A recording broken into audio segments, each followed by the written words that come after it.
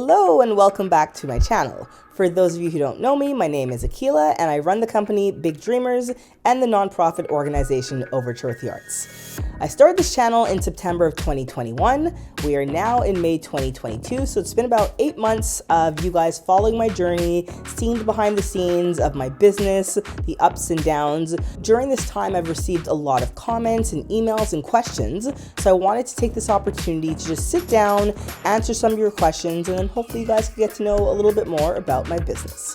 So the first question is, when my first book, Big Dreamers, the Canadian Black History Activity Book for Kids, Volume 1 was published in 2018, I actually didn't get any funding. So my co-author and I, we actually self-funded the project ourselves. So we, took our savings, put our money together, and, we hired our illustrator, hired a historian to do all the fact checking, then got a printer and got some copies printed. But I know that there are opportunities to get funding, but for us, we just thought it was best that we just did it ourselves. And because we had the money, we just didn't look into getting funding. But I know that there is funding available. To answer your question, typically authors don't make money unless you're, let's say, on the top 10 bestseller in Canada or in the US or internationally. Don't expect to make a living being an author.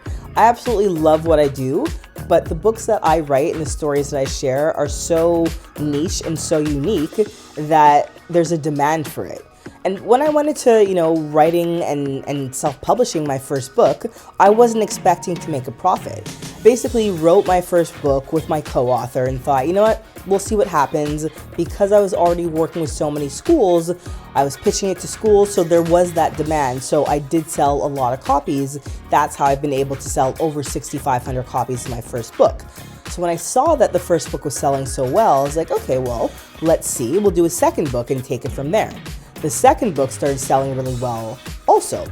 However, as I mentioned, most authors are not going to make a ton of money, writing children's books specifically. Not that I'm making a ton. I'm not some millionaire who's, just living it up on a yacht most days. No, absolutely not. I'm, just getting by like most people. However, when I saw that the sales for volume 2 of my book were going really strong, that's when a light bulb went off in my head and I realized, wait a second, as opposed to doing project to project, this could be a fully operational company. So during the pandemic, I worked on my third book, Movers, Shakers, History Makers, and that came out a few months after Big Dreamers Volume 2. So Big Dreamers Volume 2 came out in November of 2020, and then Movers, Shakers, History Makers came out in January of 2021.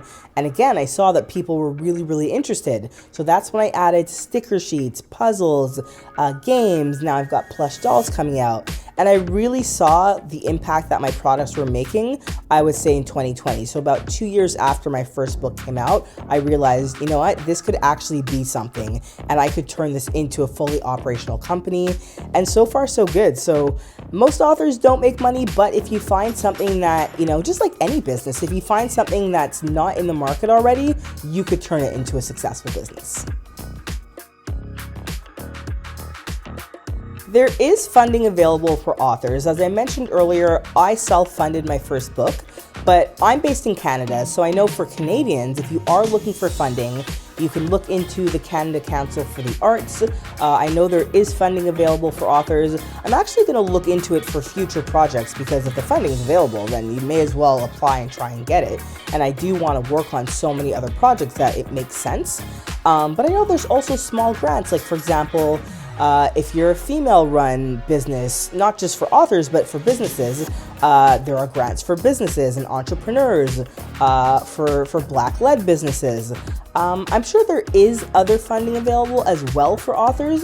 The only one that I'm aware of, though, is through the Canada Council for the Arts. But I'm sure if you do a quick Google search, you'd be able to find something. But the first step I would do is absolutely check out the Canada Council for the Arts. I'm currently working on Big Dreamers Volume 3. So because Volume 1 and Volume 2 have done well and have been, successful, I have had a lot of schools, a lot of organizations, just a lot of parents ask me if there are other Big Dreamers activity books in the works. So currently working on Big Dreamers Volume 3. If all goes well, it will be available this coming November 2022. So fingers crossed. And to be honest, after that, I don't know if I'll do any more, because in my mind, I never thought it would be a series of several books. I think I may stop it at volume 3 because I like the idea of a trilogy. However, if I stop it at a trilogy, I'll probably find other products where I can be celebrating, the accomplishments of Black Canadians, Black Americans, international Black people, just Black people in general, basically. So I am working on volume 3. I don't know if I'll go to volume 4, but there will definitely be other products where I can share these incredible stories. Although my activity books are for kids, I have actually flirted with the idea of doing an adult coloring book where I guess the information provided about each person is just a little more detailed, a little more mature. I don't have to, write it in a sense where it's more suitable for kids.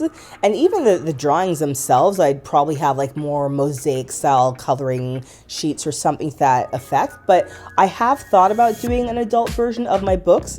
Probably won't happen for another year or two because I already actually have my product and book launches scheduled for the next about 12 to 18 months. So maybe that's something that I could explore in 2024, but it is something that I would love to do. I feel like it could be really, really fun. And I mean, adults love to color, adults love to learn, so I think that could be a new product that I introduce to the market that could be equally as successful. I'm working on several very exciting products. So my last vlog, you saw that I introduced my new plush dolls, the Naomi and Sean doll, which are based off my niece and nephew. I am beyond excited to release that. I've been working on this for well over a year, and I'm so proud of this product. So I have my plush dolls. I showed you guys my Dream Big notebook in a previous vlog as well. I'll put pictures of all of these up on the screen so you guys could see what I'm working on. But I basically have plush dolls coming out in the coming months, a notebook coming out, I have a school bag coming out, Big Dreamers Volume 3, and then there's also a few other surprises that I don't want to mention just yet, but there are definitely new products that you guys hopefully will be excited for. But you know what? Again, drop a comment below, let me know if there's any other products that you guys would like to see, because you never know, I may be able to produce it. You've seen Munchkin in my videos, you've seen Danielle, you've seen Catherine. So I do have a team. I don't have full-time employees. So Jordan, Munchkin, has now moved to Toronto, but she actually still does help me and does stuff remotely. So we have virtual meetings, so I'm really happy that I still have her involved in the company. Danielle, my phenomenal graphic designer and illustrator, she does several hours a week. Catherine, who you've seen in a few videos, she helps out here and there. One person who you haven't seen is Michaela, who is my amazing marketing manager. She's the one who's responsible for creating the incredible reels that you've been seeing on Instagram. She really takes care of all my social media. She helps with our newsletters. She is phenomenal. You guys actually have also met Jason and Emily, who film all my vlogs. They're from Terranian Productions. They're the ones who really encouraged me to create these vlogs because they suggested this a while back and I've been saying no forever. But to be honest, it's really nice to be able to look back now to see the growth of my company. So even just like from a business standpoint in terms of having like, these keepsake videos, it's been really great to see from September to now how much my company has grown and documenting this whole, crazy business process and running my own business. So that's been really fun. So you've met Emily and Jason. The last person you haven't met is Britt. And he does a lot of my behind the scenes website stuff because let's be real, I'm a creative. I do not know how to, create websites. I could do basic stuff with my Shopify site, but Britt does take care of a lot of that, a lot of my SEO, and the animated videos that you see on my Instagram pages and you see as well on YouTube for my products are created by Britt. So I currently have a team of about 6 or 7 part-time / casual workers who definitely keep all of the, keep the machine well oiled and make sure everything's running properly. And I'm so grateful to have all their support. It's really important to have a team that you could rely on, that you could trust, that, brings positivity to your company. And I'm really blessed to have that. So I do have a team. Hopefully by 2023, I'll be able to have some full-time employees as well. But at the rate my company's growing, I think it'll get there.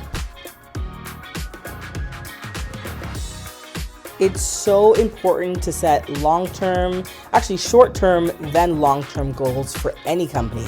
But as a small business, if you don't have these goals in place, what are you actually aiming for?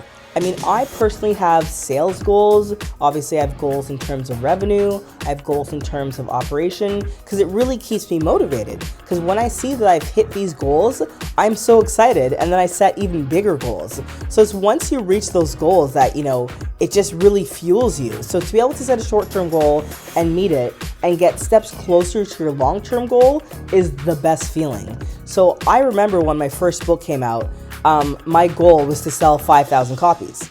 I'm at 6,500 copies now. And now with the sales agency, Ampersand, that's working with me, I've set a goal where I want to sell 10,000 copies. So I feel like it just keeps you really, really hungry, keeps you driven, keeps you motivated, and it also keeps you on track. Because if you're not setting goals for your business, as I said earlier, like, what are you really working towards? And also, it also helps with your business plan. Because if you're not planning accordingly, then you're not going to know what to prepare for in the coming months, the coming years, the coming decade. So it's very, very important, but it's also such a rewarding feeling when you actually do achieve those goals. Thanks so much for all the questions and all the comments that you've been leaving. I really, really appreciate the support. And you know what? This has been a crazy ride. It's so great having you guys alongside for this ridiculous journey, but it's been so much fun. So continue to send me emails, continue to comment on the vlogs, the IG posts, the Facebook posts, and don't forget to subscribe. Bye.